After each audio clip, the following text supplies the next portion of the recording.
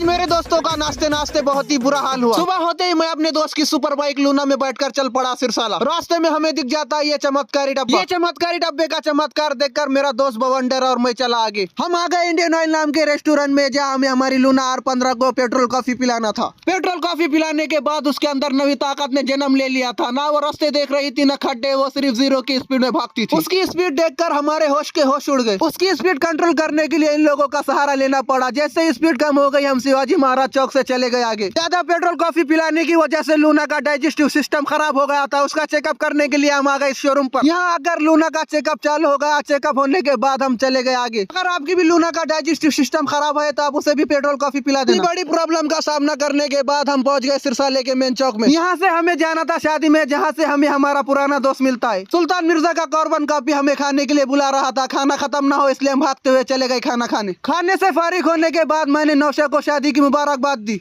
पातुड़ के ड्राइवर आया, सौदागर इनके दोस्त मुनव्वर, इनकी लग्जरी बैलगाड़ी में बैठकर हम चले गए चाय पीने। अपनी लग्जरी बैलगाड़ी से उतरकर हम चले गए 7 स्टार होटल में। यहाँ आकर हमने बिना डंडी के गिलास में चाय पी। चाय से फारिग होने के बाद हम दोस्तों की मीटिंग चल रही थी सिरसाले में बुर्ज खलीफा बनाने की। मैं और मेरा दोस्त बवंडर हम निकल गए बुर्ज खलीफा के लिए जगह देखने। काफी देर देखने के बाद हमें ऐसी कोई जगह नहीं मिली। हम चले गए दरगाह। माशाल्लाह यहाँ आकर काफी सुकून मिला। मैं और मेरे दोस्त यहाँ का नजारा देखने लगे। फिर मैं निकल गया अपने शहर पातुड़ की। और आज के लिए इतना ही। मिलता हूँ आपसे अगले ब्लॉग में। तब तक के लिए फॉलो कर लो यार।